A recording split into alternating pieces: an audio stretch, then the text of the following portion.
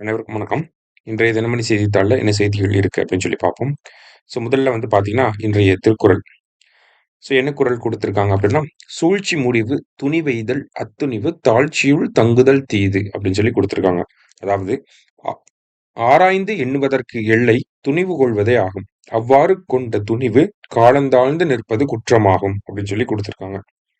அதாவது, நம்ப எந்த ஒரு விஷயத்த பண்றதுனாலும் ஒரு துணிவு அப்படிங்கிற கரேஜ் அப்படிங்கிறது இருக்கணும்.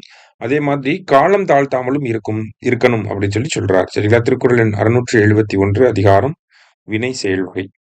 அடுத்ததா, தமிழகத்துல சிறுதானிய உற்பத்திய அதிகப்படுத்துவதற்காக 52,00,00,000 ஒதுக்கீடு செய்யப்பட்டிருக்கு. ஓகேங்களா? அதாவது 2023ஆம் ஆண்டு நமக்கு சர்வதேச சிறுதானிய ஆண்டாக அறிவிக்கப்பட்டிருந்துச்சு. ஓகேவா? இன்டர்நேஷனல் இயர் ஆஃப் மில்லட்ஸ் அப்படின்னு சொல்லி சொல்லுவோம். அந்த வருடம் தமிழக அரசாங்கம் என்ன பண்றாங்கன்னா, தமிழ்நாடு சிறுதானிய இயக்கம் அப்படிங்கிற ஒரு இயக்கத்த தொடங்குறாங்க. 2023ல. தமிழ்நாடு மில்லட் மிஷன் 2023 அப்படின்னு சொல்லி நம்ம தொடங்குறோம்.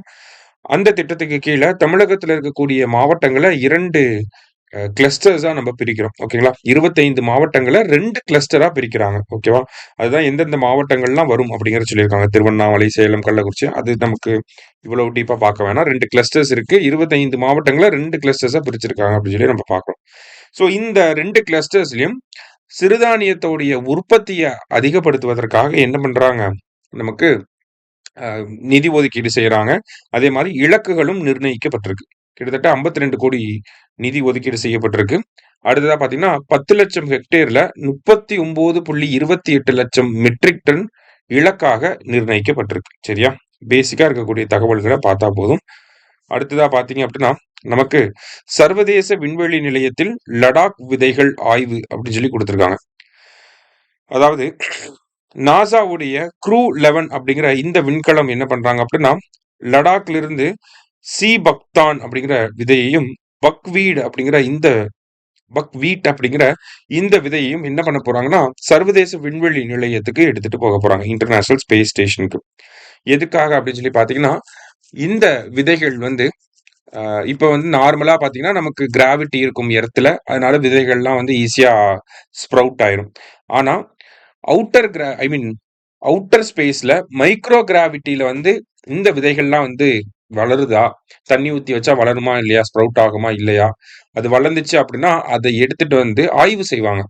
பூமியில வளரக்கூடிய ஒரு விதைக்கும், அவுட்டர் ஸ்பேஸ்ல மைக்ரோ கிராவிட்டில வளர்ந்த ஒரு விதைக்கும் என்ன மாறுபாடுகள்லாம் இருக்கு? என்ன வேரியேஷன்ஸ்லாம் இருக்கு? அப்படிங்கிறத ஸ்டடி பண்ணி, அத டெவலப் பண்ண ட்ரை பண்றாங்க. சரியா? அதுக்காக தான் லடாக்கோட 2 சீடு. ஓகே. இது எல்லாமே லடாக்ல இருக்கக்கூடிய சீடு.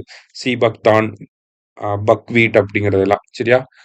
ஸோ இது எதற்காக பண்றாங்க அப்படின்னா, நமக்கு ஃபியூச்சர்ல நம்ப பெரிய பெரிய பிளானட்ட நோக்கி போக இருக்கோம். அப்படிங்கிறப்ப அந்த ஆஸ்ட்ரோநாட்ஸ்க்குலாம் உணவு அப்படிங்கிறது தேவைப்படும். அப்ப அவங்களுக்கு உணவு பொருட்கள வழங்குறதுக்காக மைக்ரோ கிராவிட்டியிலே வளரக்கூடிய விஷயங்கள நம்ப ஸ்டடி பண்ணிட்டு இருக்கோம். இப்ப இன்கேஸ் இதெல்லாம் வளர்ந்துருச்சு அப்படின்னா, அவங்களுக்கு போறப்ப இந்த மாரியான விதைகள குடுத்து அனுப்புவாங்க. அதுல பேஸ் பண்ணி அவங்க எடுத்து அத வச்சு சாப்பிட்டுக்குவாங்க. இந்த மாதிரியான விஷயங்கள பண்ணுவாங்க. இல்லையா? அதுக்காக தான் இந்த மாரியான ஆராய்ச்சிகள முன்னெடுத்திருக்காங்க. அத யாரு பண்றாங்க அப்படின்னா, அமெரிக்காவ சேர்ந்த ஜாகுவார் ஸ்பேஸ் அப்படிங்கிற விண்வெளி நிறுவனம், நாசாவோட இணைஞ்சு பண்றாங்க. க்ரூ 11 அப்படிங்கிற அந்த மிஷன் இந்த விதைகள எடுத்துட்டு போயிருக்கு. சரியா? இன்னைக்கு செய்தித்தாள்ல இருந்து முக்கிய செய்திகள பார்த்திருக்கோம். நன்றி. சுரேஷ் IAS அகாடமி வெற்றியின் முகவரி.